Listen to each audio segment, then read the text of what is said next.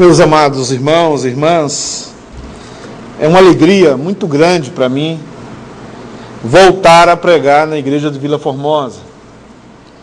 Eu fui seminarista aqui, fui seminarista na congregação do Jardim Eliã, e para mim é uma honra voltar a pregar aqui nessa igreja.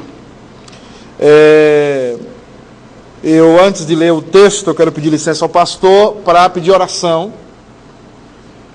Nós estamos num projeto nos Estados Unidos, na cidade de Boston, na primeira igreja de Cambridge, mas o nosso desejo é criar um ministério para evangelizar latinos na região de Boston.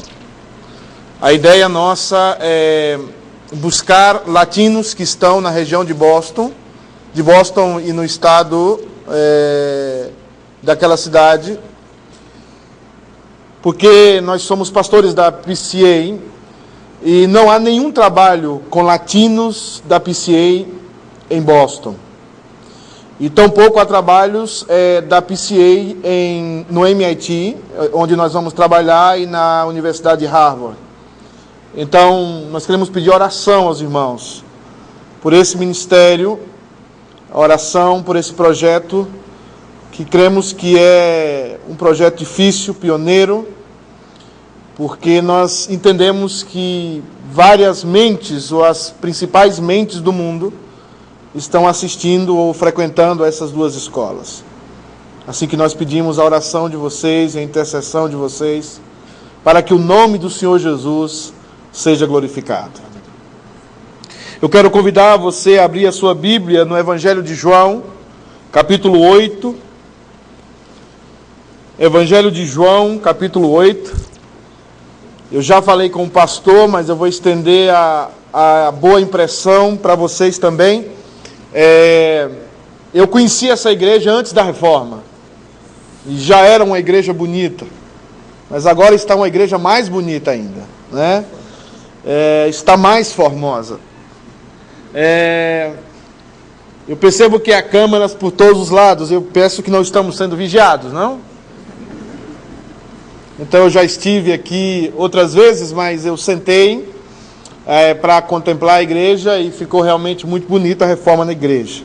Que Deus continue abençoando vocês no projeto de levar o Evangelho de Cristo a todas as pessoas. Vamos ficar de pé em reverência à palavra do Senhor. João capítulo 8, versículos de 1 a 11. Jesus, entretanto, foi para o Monte das Oliveiras. De madrugada voltou novamente para o templo, e todo o povo ia ter com ele, e assentado os ensinava. Os escribas e fariseus trouxeram à sua presença uma mulher surpreendida em adultério, e fazendo-a ficar de pé no meio de todos, disseram a Jesus: Mestre, esta mulher foi apanhada em flagrante adultério, e na lei nos mandou Moisés que tais mulheres sejam apedrejadas. Tu, pois, que dizes? Isto diziam eles tentando, para terem de que o acusar. Mas Jesus, inclinando-se, escrevia na terra com o dedo. Como insistissem na pergunta, Jesus se levantou e lhe disse: Aquele que dentre vós estiver sem pecado, seja o primeiro que lhe atire pedra. E tornando a inclinar-se, continuou a escrever no chão. Mas ouvindo eles esta resposta, e acusados pela própria consciência, foram se retirando um por um, a começar pelos mais velhos até os últimos, ficando só Jesus e a mulher no meio onde estava. Erguendo-se Jesus e não vendo a ninguém mais, além da mulher, perguntou-lhe: Mulher, onde estão aqueles teus acusadores? Ninguém te condenou?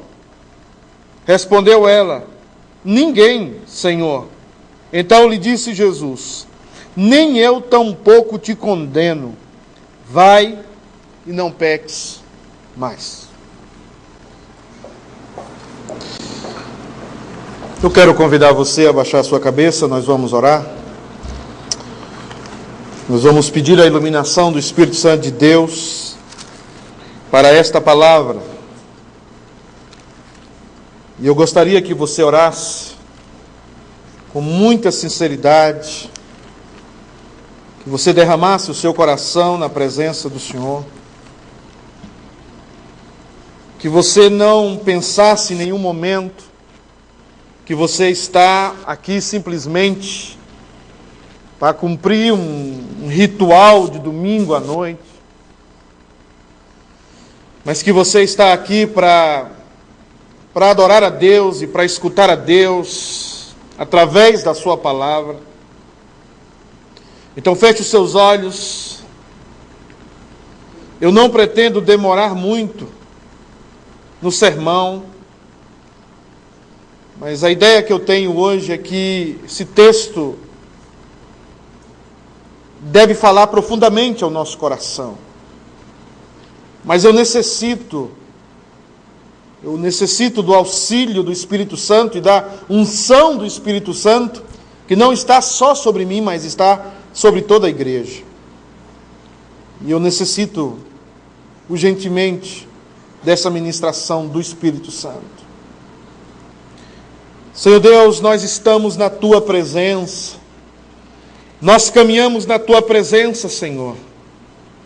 Nós fomos salvos pelos méritos, pela obra de Cristo Jesus, quando esteve aqui conosco, quando foi cravado naquela cruz, e hoje nos assiste, intercede por nós, diante do Senhor.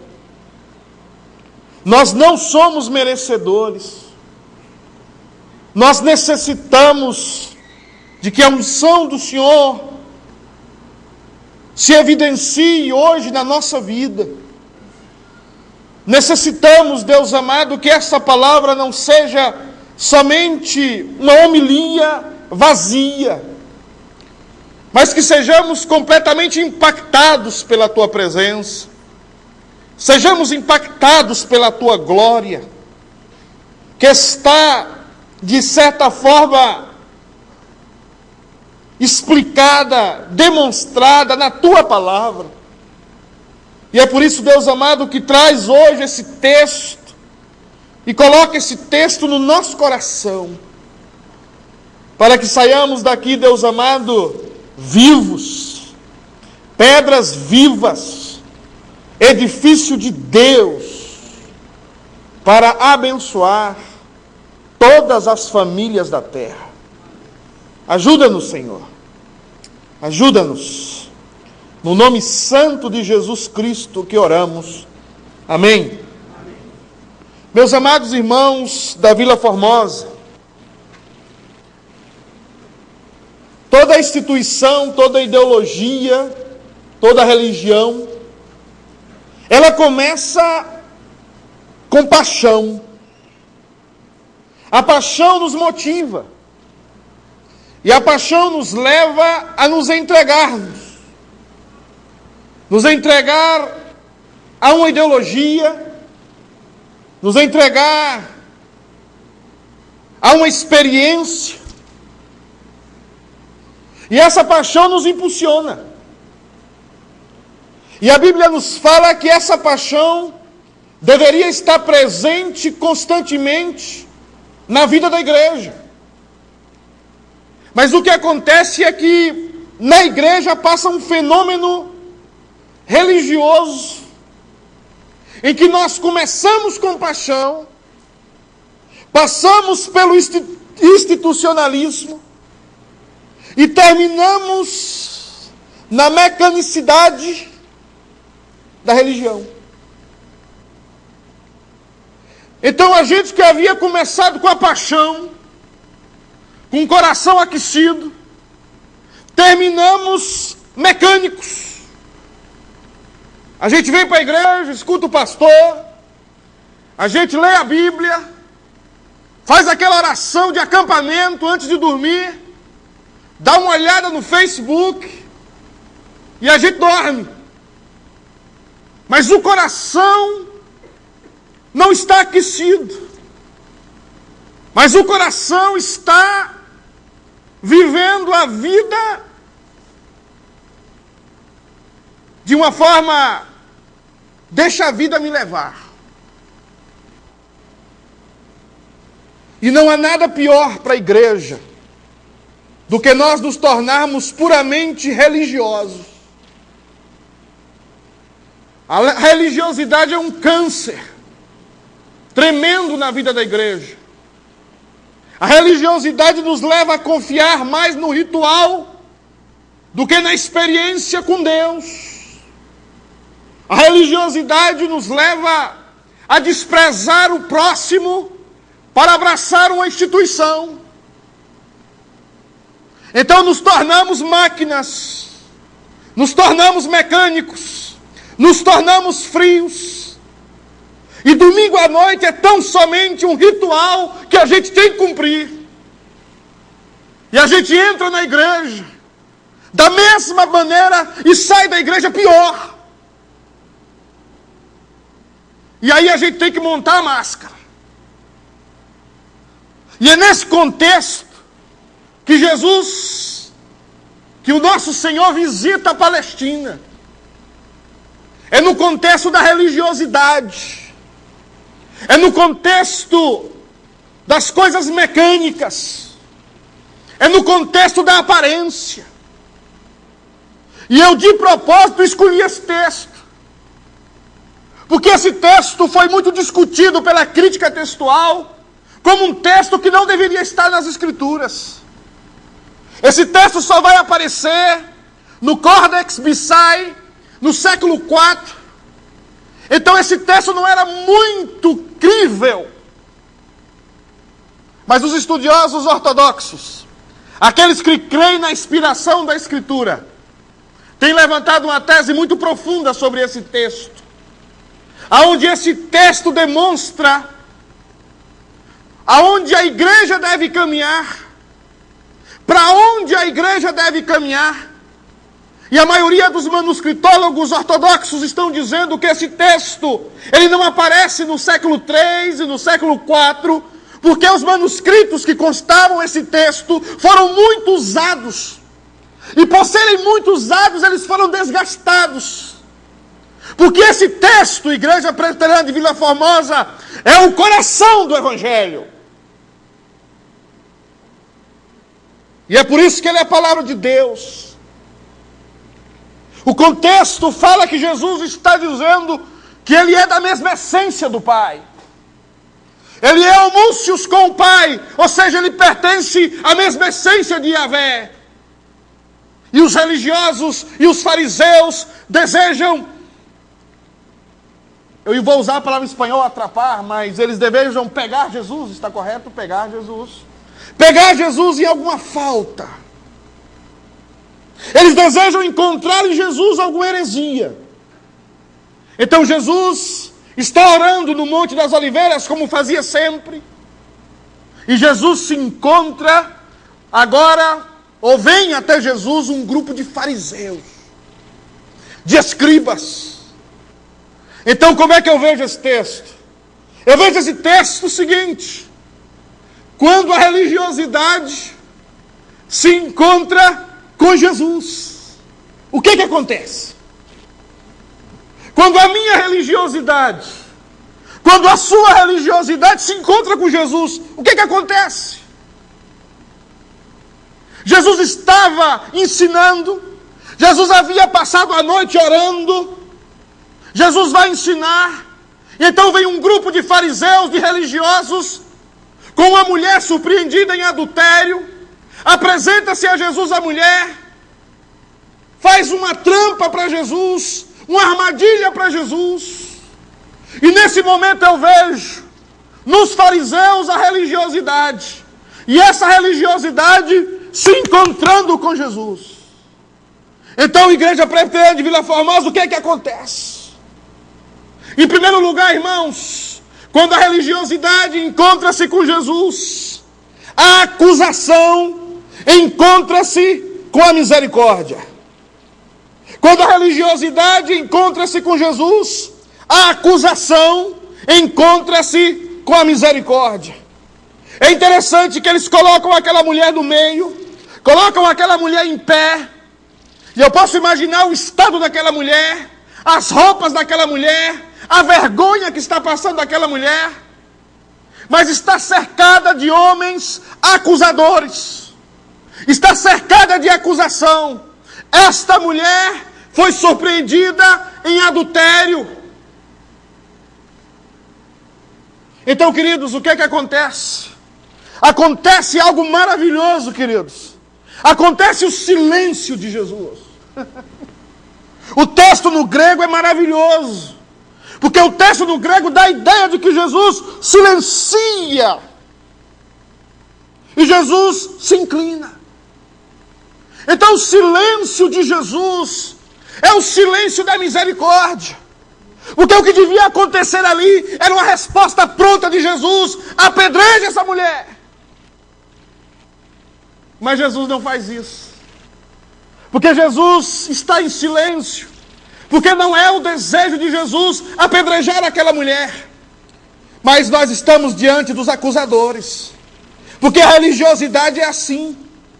Quando o coração está cheio de acusação, quando a nossa consciência está cheia de acusação, nós saímos acusando os outros. Nós saímos acusando as pessoas.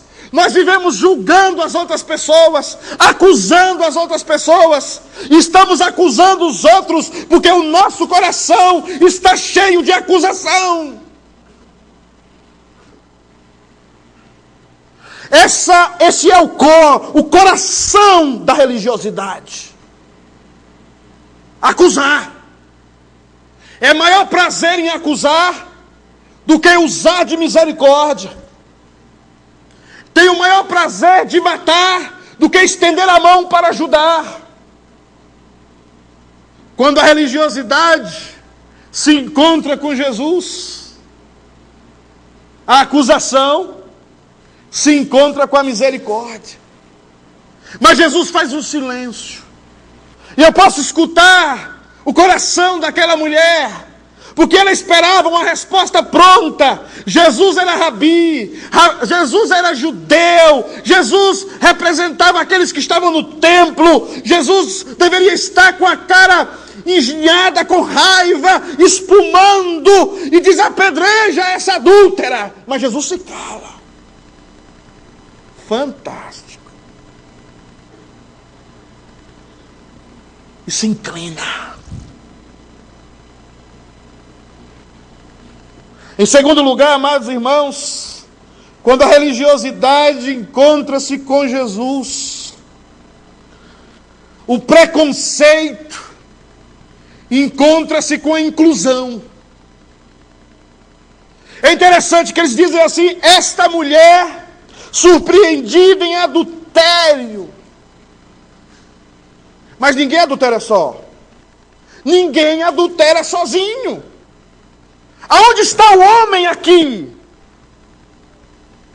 Aonde está o homem nesta passagem?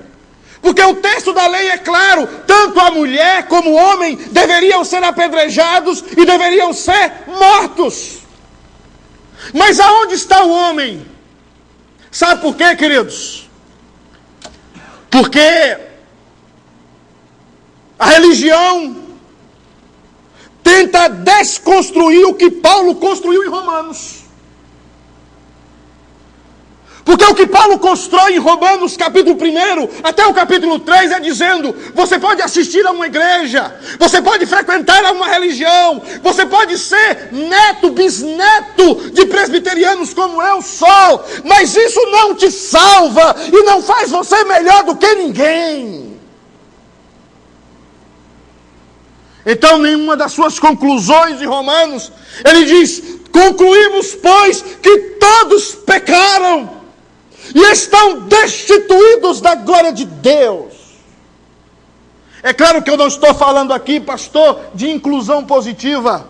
Eu estou falando aqui de inclusão negativa. O que Jesus está fazendo é incluindo todos numa mesma situação. Mas sabe como nós somos? Presta atenção. Sabe como é que a gente é? Cria em nós, e isso é incontrolável em nós. Criamos em nós, sabe o quê? A percepção de que somos melhores do que uma prostituta. Criamos no nosso coração a percepção de que somos piores que os homossexuais. Criamos em nós a percepção que somos piores do que os políticos de Brasília. Nasce no nosso coração pecaminoso a percepção que somos pessoas de um nível superior a estas pessoas, porque assistimos domingo à noite a uma igreja, e a uma igreja presbiteriana que é séria.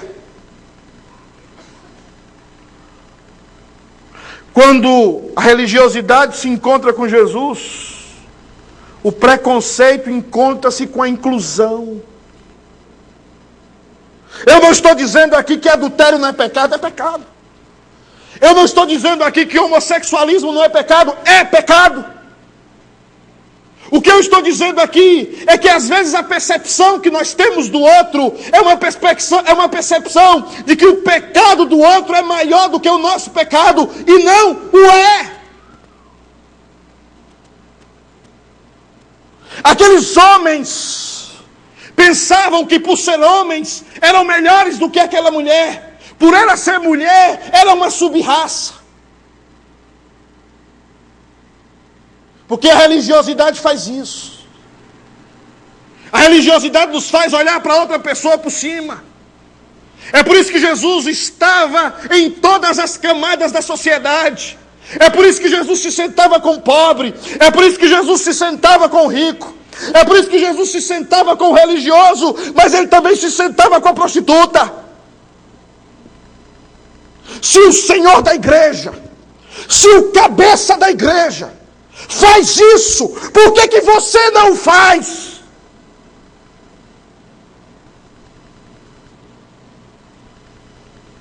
Porque o seu preconceito é de que você é melhor do que os outros. E eu e você não somos. Somos todos necessitados da graça de Deus. Somos todos necessitados da mão de Deus. Necessitados que Ele intervenha na nossa vida. Não somos melhores do que ninguém. Não somos melhores do que nenhum tipo de pessoa, porque o pecado está conosco como está com Ele. Quando a religiosidade encontra-se com Jesus, o preconceito encontra-se com a inclusão. Mas em terceiro lugar, amados irmãos, quando a religiosidade encontra-se com Jesus, a hipocrisia encontra-se com a verdade.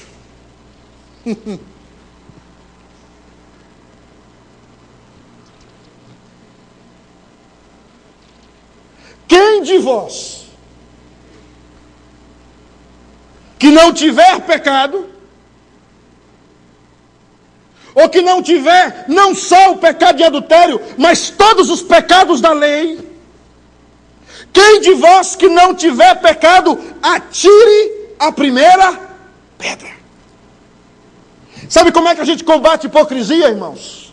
Com a verdade. Porque a maioria de nós detesta a verdade. O mundo hoje odeia a verdade. Por isso que existem cursos de maquiagem. Por isso que as pessoas estão correndo para as cirurgias estéticas.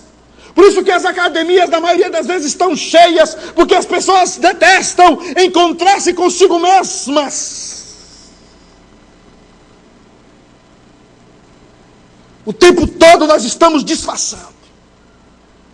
O tempo todo a gente está colocando a máscara.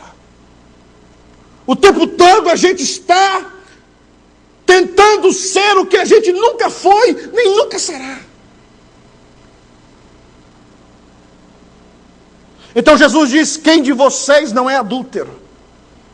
Quem de vocês não são mentirosos?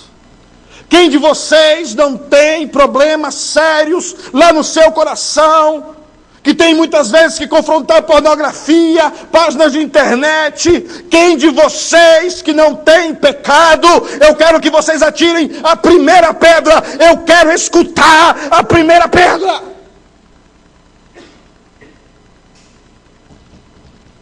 Deus odeia a hipocrisia, o teatro, de a gente parecer o que a gente não é, de a gente pegar a pedra e dizer, vamos tacar a pedra no povo, ou vamos rumar a pedra. Não sei se essa expressão existe. Rumar existe, né?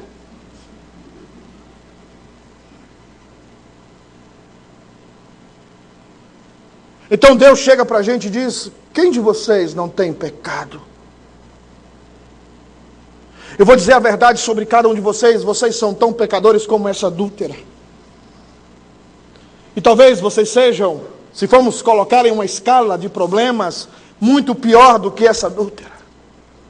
Porque vocês pensam que não tem pecado. Porque o comportamento de vocês é o comportamento do estereotipo.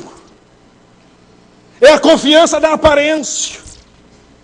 Porque a vida de vocês é aumentar os seus filactérios, é aumentar as suas vestes talares, é levantar as mãos nas sinagogas e dizer glória a Deus, dizer que vocês são filhos de Deus, mas as obras de vocês, o coração de vocês estão cheios das obras de Satanás.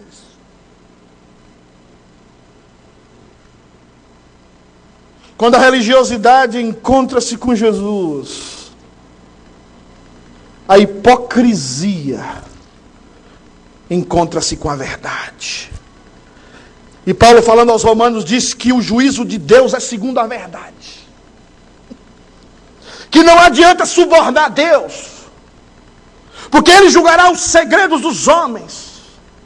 Ele trará os maiores segredos que estão na escuridão, os segredos que estão nas tinieblas e nas trevas dos homens. Ele trará isso à luz, porque Deus é luz, e não há nele treva nenhuma, nem sombra de variação. Quando a hipocrisia encontra-se com a verdade, somos derrotados pela nossa consciência.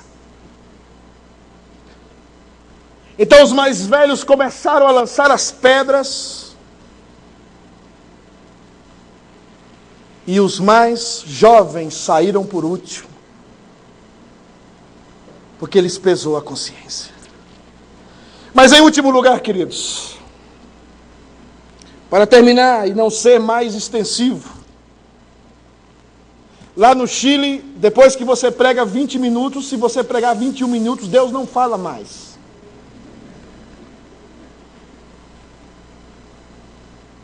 Nos Estados Unidos eu descobri que pode pregar 1 hora.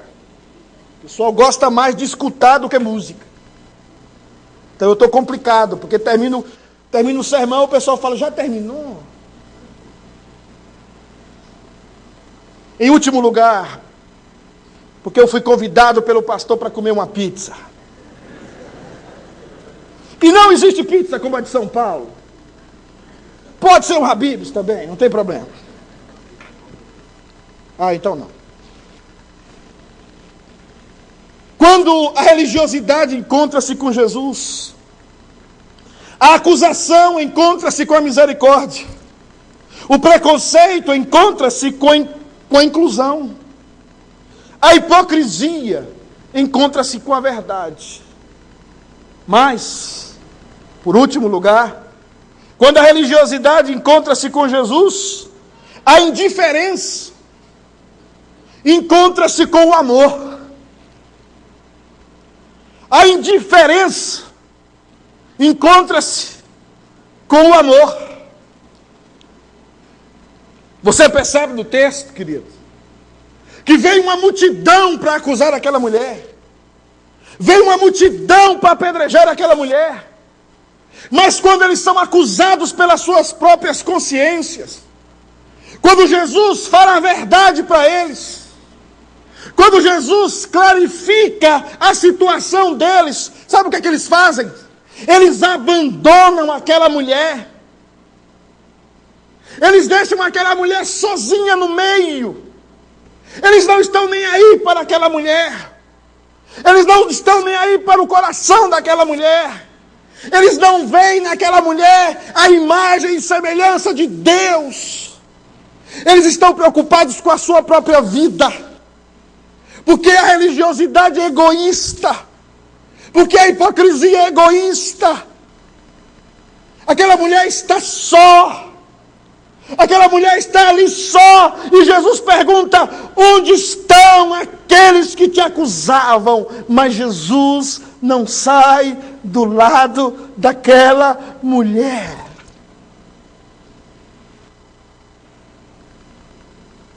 Jesus não abandona aquela mulher. Jesus fica do lado daquela mulher. Jesus faz a pergunta àquela mulher porque Jesus sabe onde estão os teus acusadores. Amados irmãos, o que Jesus está fazendo com aquela mulher? Jesus está derramando sobre aquela mulher o seu amor. Nós não somos mudados por opressão. Nós não somos mudados porque somos pressionados a mudar. Nós somos mudados, queridos, quando nós somos amados. É o amor de Deus que nos leva à verdadeira santificação. É quando nós somos amados de Deus, é que deixamos de ser prostituta e passamos a ser mulher de Deus.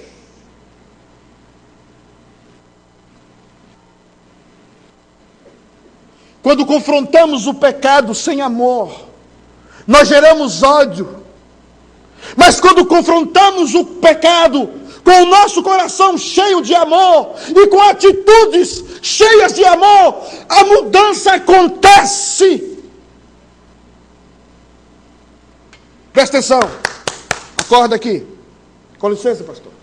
Presta atenção. Uma das belezas da teologia reformada é o seguinte, presta atenção. Nós somos mudados porque o amor de Deus nos transforma. Nós não somos filhos do ódio. Nós não somos filhos do medo. Nós somos gerados no amor de Deus. O que Ele conheceu, e a palavra conheceu ali, é amor. O que eles anteriormente amou na eternidade, antes da fundação do mundo, foram estes que Ele predestinou, que Ele chamou, que Ele glorificou.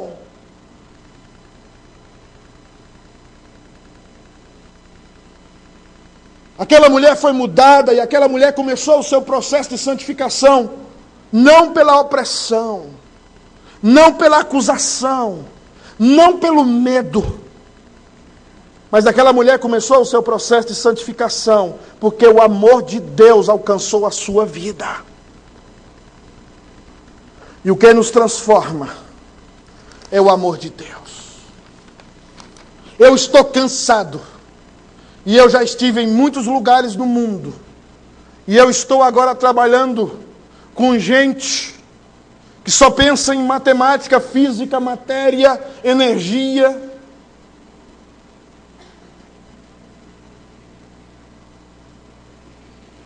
E sabe o que essas pessoas têm mais falta? Amor. Sabe o que está acontecendo hoje? Eu estava com um colega meu falando no Facebook, quando aconteceu as duas explosões na França. Ele estava chegando no Charles de Gaulle, em Paris, e ele pegou o celular para conversar comigo. O soldado chegou perto dele, já pegou o celular dele. As pessoas estão com medo. Você está em Atlanta, em Nova York, em Houston, você vai na cidade do México, você vai em Santiago, as pessoas estão com medo. Você vai numa igreja como essa, você chega um domingo, sai como? Vazio da igreja, volta para casa vazio.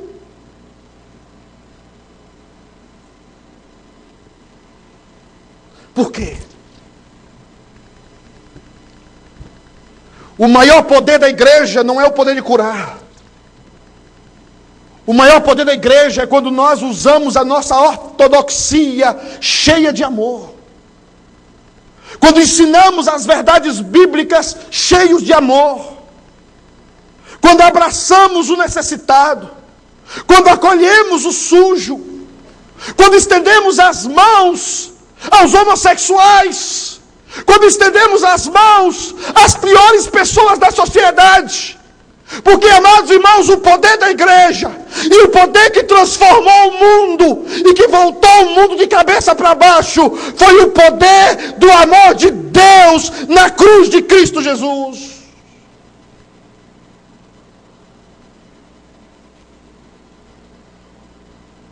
Vá e não peques mais. Mas talvez hoje aqui você vai sair da igreja e você não vai nem saudar o seu irmão.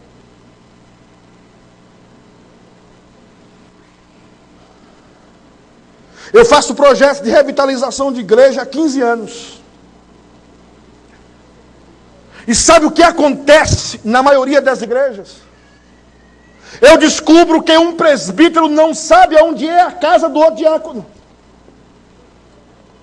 Aí você pergunta para ele, mas você é presbítero há quanto tempo? Eu sou presbítero há 20 anos. E você não conhece a casa do diácono? Não, eu nunca fui lá.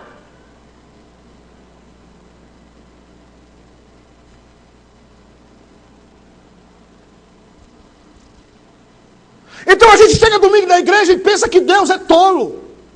Ou a gente pensa que Deus é um imbecil.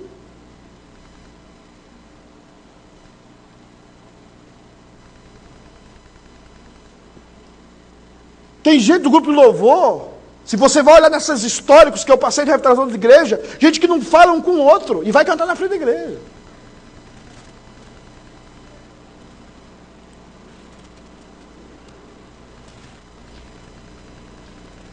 Você acha que Deus não vê isso?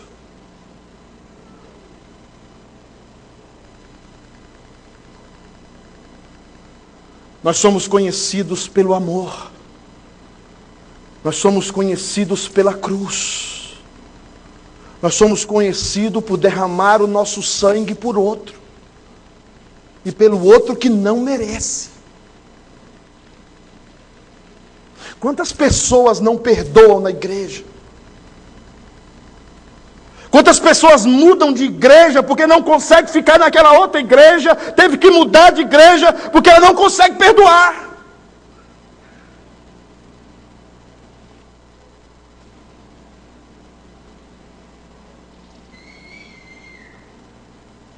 Onde é que está Jesus?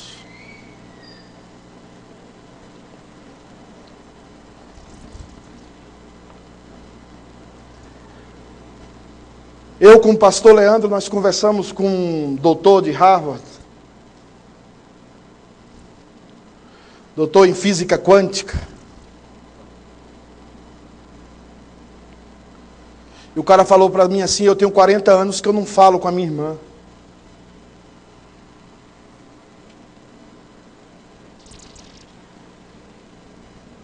E a gente vem para a igreja e senta na banca da igreja.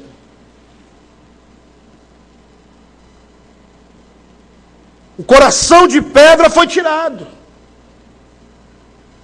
E foi colocado o coração de carne.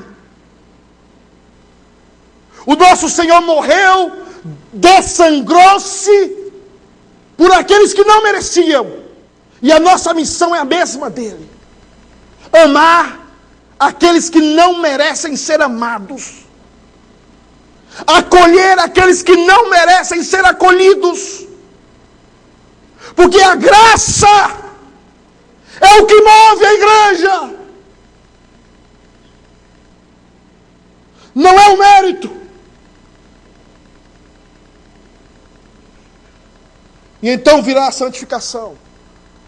E então abandonaremos o pecado. E então a santificação fluirá em nós. e seremos conhecidos como um povo coerente.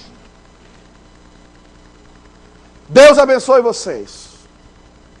Eu, na verdade, pastor, queria ter trago uma mensagem diferente. Mas essa mensagem não me saía da cabeça. Não quero ser místico, não sou. Mas como é palavra de Deus, eu gostaria que você considerasse essa mensagem no seu coração. Eu gostaria que você baixasse a sua cabeça e que você entendesse uma coisa. Você é um religioso ou você é um cristão?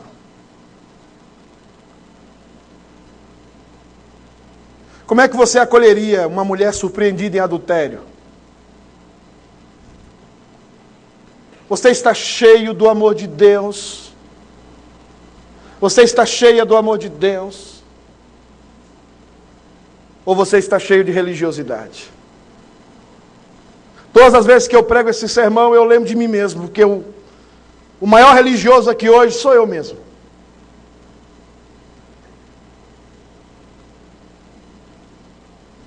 Eu preciso olhar para Jesus constantemente. Eu preciso encher-me do Espírito Santo constantemente. Eu quero que você baixe a sua cabeça. Eu gostaria que você não saísse daqui vazio. Eu gostaria que você voltasse para sua casa não pensando em futebol, ou não pensando no seu clube, ou não pensando em nada disso. Eu gostaria que você voltasse para casa pensando no encontro de Jesus com essa mulher. E pensando na sua vida, pensando na sua segunda-feira. Porque você pode abençoar muitas vidas essa semana. Você pode ser usada para resgatar muitas vidas essa semana. Porque o amor de Deus está em você. Deus, nós estamos diante da Tua palavra que é viva e eficaz. A Tua palavra que penetra o mais profundo do coração humano. E nós gostaríamos, Senhor, que esta palavra de hoje penetrasse o coração da Tua igreja. Deus amado, eu gostaria que hoje essa igreja saísse daqui com um coração de carne. Que essa igreja hoje saísse daqui cheio do Senhor. Que essa igreja olhasse amanhã para o necessitado, para o ladrão, para a prostituta, de uma maneira diferente. Deus amado, enche essa igreja do amor de Cristo. Enche essa igreja, Deus amado, de ser uma igreja acolhedora. Pai, que paremos do dedo acusador, que comecemos um abraço que acolhe, que recebe, e do amor que transforma, do amor que nos faz abandonar o pecado, do amor que nos faz caminhar uma nova vida em Cristo. Deus amado, leva essa igreja a ser uma luz ainda mais forte aqui em São Paulo. Leva essa igreja, Deus amado, para a Tua glória. Através do pastor, do conselho, dos diáconos, dos departamentos, leva-os, Deus amado, a ser discípulos de Jesus. Saber que é por graça, não é por obras. E que a santificação que é necessária é pelo amor de Deus nas nossas vidas, e não pelo medo ou pela opressão. Abençoa, Pai, a cada um. Em nome de Jesus. Amém. Quero agradecer ao conselho da igreja pela oportunidade. Agradecer ao pastor Maurício. Agora você está me devendo uma pregação em Cambridge. Vai chegar a passagem. E eu quero que você leve sua senhora, passar um tempo de descanso. Vocês são muito abençoados de ter o pastor Maurício como pastor. E que Deus abençoe. Eu já tentei tirar ele daqui várias vezes. Eu quero confessar para vocês esse pecado. Mas o pastor Maurício é uma bênção. Eu quero que vocês continuem orando por ele, pela família dele. E assim, toda vez que eu converso com ele por Face, ou às vezes, poucas vezes que eu tive contato com ele aqui, é sempre um refrigério conversar com o pastor Maurício, porque o pastor Maurício nunca está pastor, ele é pastor. E isso é muito bom. Deus abençoe vocês. Amém?